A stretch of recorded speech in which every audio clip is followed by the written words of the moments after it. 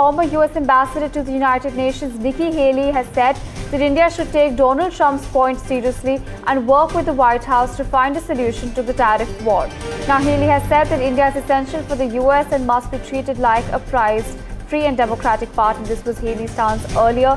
What's important is that now she's come out and she said that India should take Donald Trump's point seriously and work with the White House to find a solution to the tariff war. She's further added that talks between PM Modi and US President Donald Trump must take place soon, and has even asked to not replace or equate India with China. Now, what's important is that Haley's comment comes after the Indian Eurasian Republican leader drew flag from her own party over taking the side of India in the ongoing tariff war. But on Saturday, she in fact highlighted a part of her Newsweek opinion piece in which she sounded a warning for India as well. The latest in this story is the fact that Nikki Haley, the former US ambassador to the United Nations, has said that India should take Donald Trump's point seriously and work with the White House to find a solution to the tariff war. She's hailed US President Donald Trump's ongoing tariff war on India, and she has encouraged India to come to the table for talks with the United States, of course. Well, on this, we have my colleague Priyanka joining us on the telecast. Now, Priyanka, help us understand the context in which this comment comes from the Indian Eurasian leader, given the fact that, she already faced flack from her party for her previous stance, in which, remember, that she'd cautioned Donald Trump against derailing ties with India. Now, do you view this as her, in fact, hardening her earlier soft stance on India, perhaps because of backlash from her own party?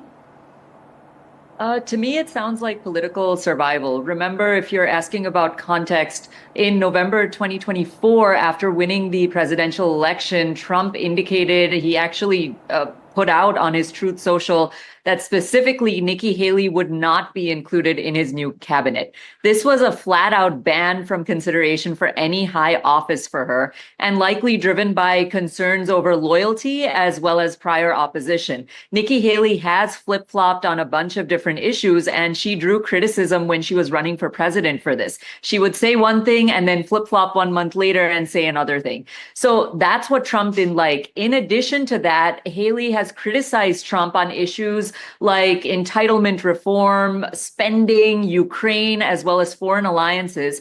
But she also recognizes alignment on broader conservative goals. So Trump has called her everything from bird brain to someone that just keeps on flip-flopping. I think that this is just political survival. Now, after Trump has won, his popularity has been going up across the country. It's common for party rivals to realign publicly, even if it's reluctantly, because she honestly has no choice. She cannot go back to the Democrat Party. She has to stay now within the Republican Party. So for the sake of unity and relevance, she has to go with the leader. Now, Haley's support helps her maintain a voice within the GOP's dominant coalition. GOP is expected to win the next election as well. A lot of people are predicting that JD Vance will run 3 years from now. So I think it is just her preparation for staying relevant within the party. Right, absolutely, Priyanka. Thank you so much for joining us. And also, I wish to understand from you, just another question that just came to my mind, that, you've also talked about her trying to maintain her relevance within the party. Now, help us understand, she's backtracked on her comments earlier. She'd said that the US's, the US's stance on imposing tariffs on India could in fact derail ties between the two countries. And now she's gone back and she said that, it's in fact India that should make the effort to come to the table, and the US is very right in doing so. So help us understand the entire sequence of events that led to her backtracking her comments. Well, entire sequence of events was in May 2024, she said that she would vote for Trump. Then she criticized Trump on a bunch of issues. In November 2024, Donald Trump basically said she's not going to be part of my cabinet at all because he was the winner of the presidential election. Now she's kind of remained dormant. She's not really commented. If you notice on her Twitter or her X, feed, she's not really said anything except for the obvious. It is just her aligning towards the GOP party, the Republican Party.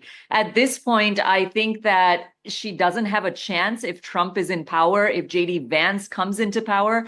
I don't think she has a chance at any high cabinet position, but it can't hurt to try, right? She's already criticized Trump on a lot of his goals, a lot of what he wants to do. She said the exact opposite. Like I said, Trump has called her a bird brain. I think JD Vance is going to follow what Trump wanted and carry on if he wins the next election, which he's expected to do.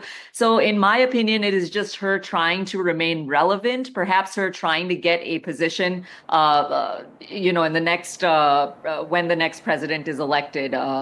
So it might mean that she's thinking that GOP will remain in power. She's just trying to remain relevant within the party. Right, so you're suggesting political survival for Nikki Haley. Well, thank you so much, Political Priyanka, for survival, joining us. that's exactly right. Right.